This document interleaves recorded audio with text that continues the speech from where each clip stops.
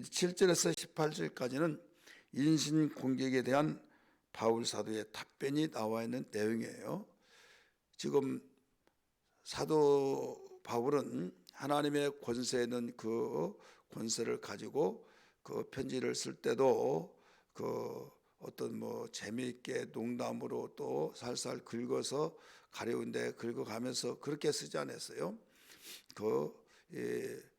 잘한 건 잘한 것이고 못한 것은 못한 것을 지적하면서 바로 주님 앞에 서라, 이런 내용으로 가르쳐 줬죠.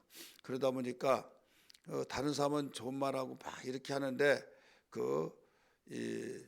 속 닳고 겉 닳고 하다 보니까 자기를 착각하고 있죠. 자기를 좋아서 자기가 대단해서 그런 줄 알고 수정이 안 되고 교정이 안 돼요. 그래서 잘못한 것은 남을 수 있도록 따끔하게 이야기해주고 잘한 것은 잘한 걸로 격려해주고 이렇게 하고 있죠.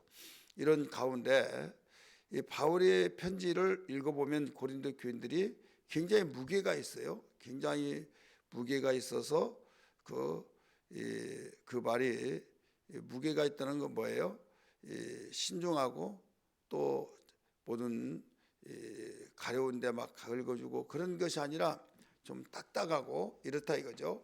근데 또 만나보면 또 그렇지 않은 것 같고, 그러니까 편지 쓸 때는 무게 있게 편지를 쓰고 또 말할 때는 말도 못하고 굉장히 어떤 말을 제대로 못하니까 편지에 말한 거하고는 틀리지 않느냐, 이렇게 이제 오해하고 있다 이거죠. 그러면서 오히려 정말 편지로만 쓰지 그렇게 쓰고 말하지 않고 그러느니 차라리 말을 한테 말 못한 것 보니까 좀 모자란 사람이다, 이런 식으로 공격을 하고 있는 거예요. 인신 공격에 대해서. 거기에 대해서 오늘 본문 8절에서 마지막 절까지는 인신 공격을 하지 말아라, 이런 차원 속에서 해주신 말씀이에요. 이 제목에서 한 가지만 알면 이런 내용으로 말을 했구나 라고 하는 내용이면 벌써 모두 이해가 이제 빠를 거예요. 그런데 이 내용을 모르면요, 이게 무슨 말인가 이렇게 들을 수밖에 없는 겁니다. 그렇다면 여기에서 우리는 이 답변을 통해서 바울이 인신공격하지 말아라 라고 하는 답변을 통해서 이야기했는데, 여기에 우리에게 주신 교훈되고 우리 예수 믿는 사람은 어떻게 살아야 하느냐, 이것을 우리 비춰주고 있다 이거죠. 우리 성경은 우리를 보여주는 거울인 걸 믿기 바랍니다. 어떤 사람의 한 사건이 거기에서 끝나지 않냐고 계속 반복적인 것이잖아요. 얘 역사를 배워야만 됩니까? 얘 역사를 왜곡하면 안 되는 이유가 있습니까? 그 이유는 왜곡해서 좋은 것만 기록한다고 한다면 거기에 잘못한 건 없잖아요. 그러면 실수 하나도 안 한 것 같고 잘한 것만 하면 대단하다, 그래서 우월감이 있지만은 나중에 교만해져 버립니다. 우리 선조들이 이렇게 길을 걸어와서 잠대함도 없고 싸울 줄도 모르고 예하다가 먹혀버렸다, 그래서 이렇게 되었다 하든지, 아니면 상대가 침략을 해서 그 힘이 약해서 우리가 당했다 하든지, 그러면 침략자나 침략을 받은 자나 솔직하게 왜곡하지 않고 써야 할 것이 바로 역사에 기록하는 의미예요. 왜 일본이 침략해하고 또 북한이 남침을 했는데 우리가 북침했다고 하고 이런 것은 절대 장래가 없다 이거죠. 여러분, 역사를 왜곡한다는 장래가 없는 거예요. 여러분, 성경에 거룩한 성경이라고 하잖아요. 어떤 사람이 그렇게 말해요. 성경은 하나님 말씀이라고 하는데 지저분한 것도 많더라 이거예요. 왜 그런가 하면 딸하고 아버지하고 가까이에서 아들을 낳고 또 자식 낳고 그랬지 않느냐. 그리고 이 며느리하고 시아버지하고도 붙어먹었다 하면서 그런 이야기를 하면서 다윗이 그렇게 대단하다고 하더니 전쟁통에 전쟁시켜놓고 자기는 남의 여자 빼앗아서 간통하고 그걸 숨기려고 장군을 죽였다, 이렇게 이야기를 하고 있어요. 그러면 그 말이 여기에서 틀린 건 아니지, 다 나와 있잖아요. 나와 있으면서 오게 튀다고 하나님 말씀이 거룩한 말씀인데 이런 내용이 기록되지 않으면 얼마나 좋을까. 그런데 그런 말까지 나와가지고 그게 바로 하나님 말씀, 거룩한 말씀 속에 오게티다, 이렇게 이야기를 하는 사람도 없지 않아 있다 이거죠. 그러면 또 그 말을 들어보면 그런 것 같지요. 여러분, 하나님 말씀은 정확하게 그런 내용까지도 기록되었기 때문에 여러분 하나님 말씀이에요. 믿으시길 바랍니다. 왜냐하면 이 역사는 이긴 자의 것이다, 이런 말이 있어요. 이긴 자는 이렇게 기록하라 해가지고 기록해서 좋은 내용만 하면 대단하겠죠. 그러나 다른 역사가 없습니까? 다른 사람이 쓰는 역사. 여러분, 한국 역사에 대해서 대한민국에서 쓰는 것이 아니라 다른 데서도 기록하고 있고 모든 근거를 가지고 있어요. 그러면 잘못됐다 그러면 벌써 이상한 사람이 되어지고 왜곡시켰다 할 수밖에 없잖아요. 그렇기 때문에 정확하게 사실 그대로. 그러면 여기에서 우리가 이런 성경은 우리를 보여주는 거울이기 때문에 이 편지로 쓸 때는 대담하고 무게가 있고 또 보면 말도 못하고, 그렇기 때문에 좀 쉽게 말한다면 좀 저속으로 말한다면 쪼다다. 바울이 못난이다 아마. 또 그건 제대로 말도 있을 때는 못하는 사람이 제대로 지도자냐 막 하면서 그런 말을 했을 때 바울은 여기에서 변론을 했다 이거죠. 반박을 했다 이거죠. 인신공개 하지 말아라. 그러면 그 내용이 어디에 나오느냐? 그러면서 남을 외모를 보고 판단하지 말라. 몇 가지 우리에게 교훈해 준 것인데 그게 7절이에요. 지난 시간에도 봤잖아요. 그리스도인의 삶은 사람을 외모로 보고 남을 판단하지 말라.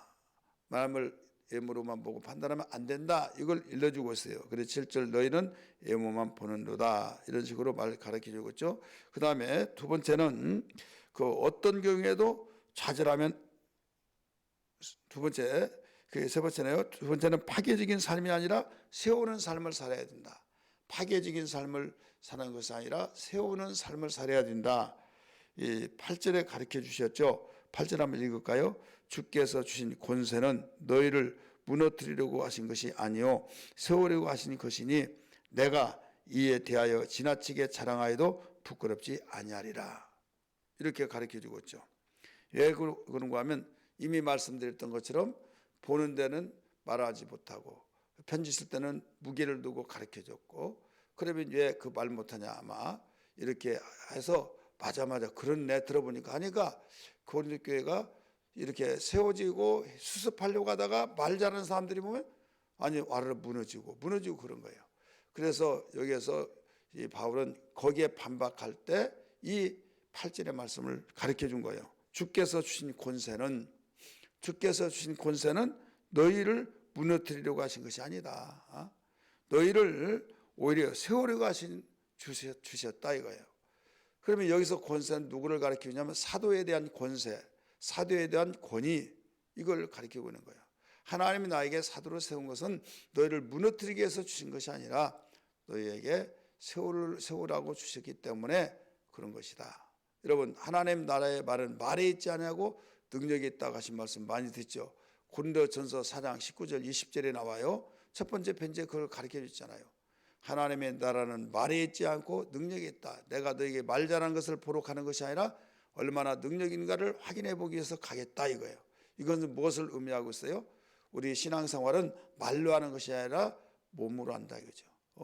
말을 하고 몸으로 얼마만큼 행동이 하나가 되는가, 말과 행동이 올바로 하나가 되는가를 알아야 된다 이거죠.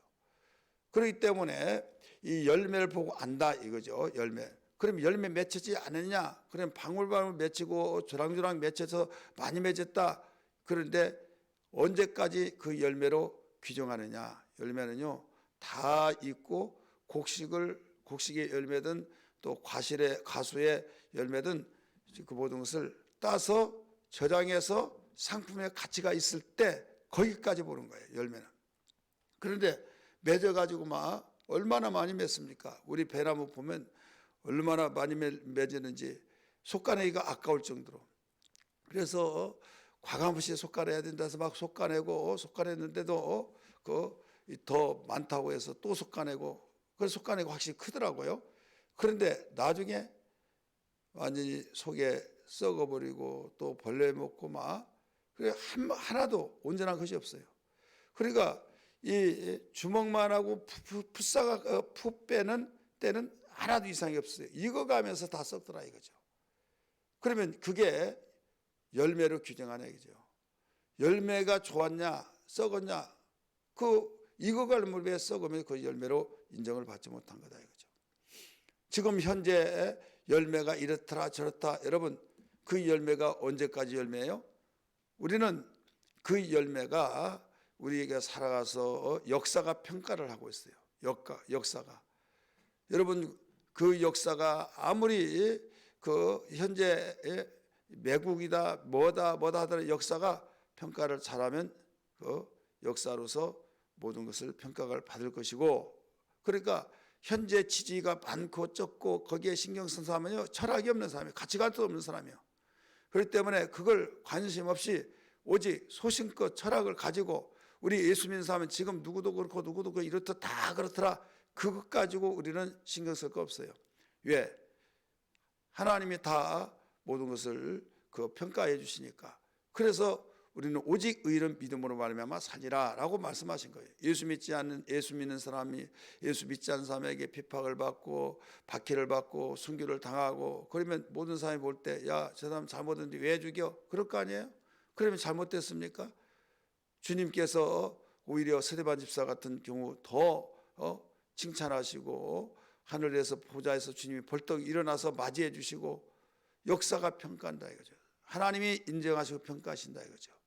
그런데 무슨 여론에 이렇다 저렇다 해가지고 그것 때문에 완전히 거기에 따라서 나중에 이렇게 뒤집어지면 또 이렇게 뒤집어지고 그러면 도대체 중심이 있냐 없냐 이거죠. 그래서 오직 우리는 그 파괴적인 삶이 아니라 세우는 삶을 살아야 된다. 이걸 일러주고 있어요. 세 번째는 어떤 경우라도 좌절하면 안 된다는 거예요. 우리 예수 믿는 사람은 좌절하면 안 된다. 이게 10절에서 11절까지 나오는 내용입니다. 하나님의 나라는 말에 있지 않다 이렇게 가르쳐 줬잖아요. 그래서 오직 능력이 있다 해서 바울은 그 아무리 그 고린도 교회에서 말 잘하는 사람 말쟁이들에 의해서 이렇다 저렇다 하더라도 조금도 흔들리지 않고 오직 중심에 바로 서서 누가 그 인정하는 사람이냐? 하나님이 인정하면 된다. 사람에게 인정을 받으면 더 좋지만은 하나님께서 인정하시는 것을 더 중요시 여기면 사람이 뭐라고 하더라도 참아내고 그냥 말을 하다가요 설득해서 이야기해줘요. 그래 끝까지 안 들으면요 네가 이냐 내가 이냐 하면요 이건 그리스도인의 자세가 아니에요. 그냥 거기서 그 말을 이렇게 변증을 해요. 이야기합니다. 자기 입장은 그게 아니다고. 그러면 끝까지 아니다고 하고 물고 듣고 그러면요 거기서 빠져나오고 그냥 말대꾸를 안 해버린 것이 이기는 거예요. 그렇지 않습니까? 그런데 네가 이냐 내가 이냐 쫓아다니면서 물고 뜯고 또 피해다가면 또 물고 뜯고 그러면 내가 이겼다 보라. 지가 저기면 왜 이렇게 이것은요 그 그리스도의 자세가 아니다 이거죠. 그렇기 때문에 똥이 무서워서 피한 것이 더러워서 피한 것처럼 상대감이 안 되니까 말을 안 해버린 거예요. 그러나 끝까지 물고 뜯고 하면 이것은 잘못된 것이다 이거예요. 그래서 바울이 그런 상황에 있을 때 그는 그런 가운데서도 자로나 오르나 치우치지 않았다는 것을 알아야 될 줄 믿기 바랍니다. 사람마다 다 약점이 있어요 없어요? 있죠. 그래 바울이 그래 나는 약하다 인정을 했어요. 약하다. 그러면 세상에 어떤 사람을 하나님이 쓰실까요? 나는 강하다. 나는 하나님을 또 살 수 있다. 강하다고 주장한 사람을 써요? 약하다고 한 사람을 써요? 약하다고 하고 하나님을 의지하고 하나님께 잘못된 건 회개하고 이런 사람을 쓴다 이거죠. 여러분 세상에서 약했던 그 사람을 버리고 그러지 않았어요. 하나님은 약한 것을 하나님으로 보충을 시켜서 하나님은 나와 함께 계시니 나는 강하다 하면서 자로나 오르나 치우치지 않고 절망치 않은 사람을 반드시 쓰셨다는 것을 믿기 바랍니다. 여러분 존 밀턴이라고 하는 사람 잘 아시죠? 그 사람이 얼마나 그 어렵게 해서 소경으로서 눈에 보이지 않으니까. 그런데 이 신라곤이라고 하는 그 책을 썼어요. 신라곤. 그래서 유명하지 않습니까? 또 베토벤도 마찬가지예요. 정말 그 베토벤이 말년에 귀머거리가 되어서 그랬지만은 그가 유명한 음악가가 되어지고, 그 약한 부분, 그는 하나님께 기도하고 애통이 여기고 몸부림치셨을 때 하나님께서 모든 것을 지혜를 주시고, 그는 모두 그의 약하다고 해가지고 할 것을 못하고 그러지 못했어요. 강하다고 한 사람보다 더 많이 했다 이거죠. 바울에게 그들의 수준에 볼 때는 그렇게 약하지만은 이것은 너무 미련한 것이라는 것을 일러주고 있죠. 예를 들어 10절 말씀 보세요. 10절. 그들의 말이, 여기는 지금 그 바울을 헐뜯고 그런 사람들, 오늘 지금 10장 10절이에요. 헐뜯고 그 계속적으로 물건늘어지면서 그 바울이 했던 말을 다 무효화시켜 버리려고 했던 이단들이에요.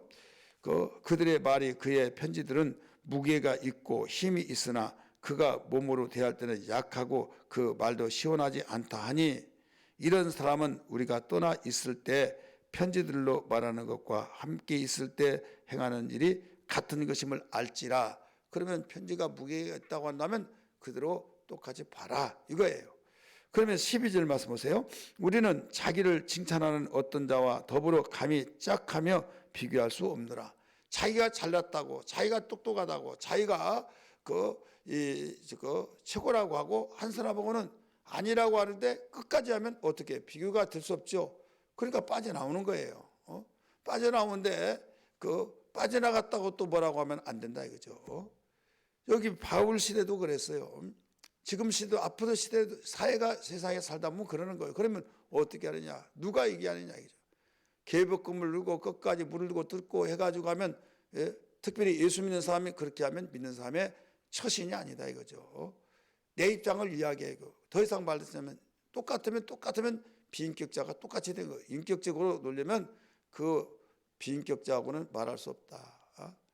욕자라고 막 계복금을 흘리고 막 계속 그러면 몇 번 해가지고 아야 그만해, 똑같은 사람들 해서 여러분 포기한다고 해서 진 사람이 아니다 이거죠.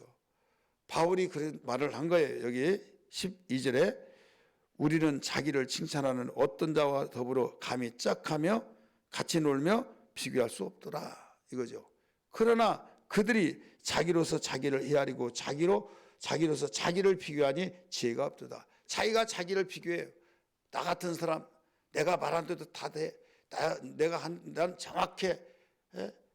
하면서 막 자기가 자기를 비교하고, 다 누가 저기 하면 누구도 이렇다 저거도 이렇다 하면서, 여러분 시험 드는 사람 보세요.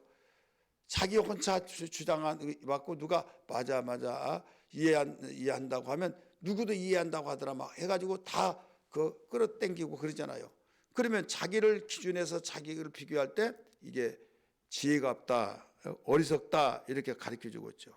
13절 말씀 보세요. 그러나 우리는 분수 이상의 자랑을 하지 않고 오직 하나님이 우리에게 나누신 그 범위의 한계를 따라 하노니 곧 너희에게까지 이른 것이라. 분수 이상으로 자랑하지 않는다 이거죠. 그러면서 여기서 아무리 뭐라고 하더라도 나는 좌절하지 않는다. 약하다고 할 때 그래 나 약해. 그래서 나는 약한 것만을 자랑한다. 이렇게 가르쳐주고 있지 않습니까? 네 번째 마지막으로 하나님 중심으로 살아야 된다 이거예요. 하나님 중심으로 살아야 된다. 12절 이하부터 18절까지 가르쳐준 거예요.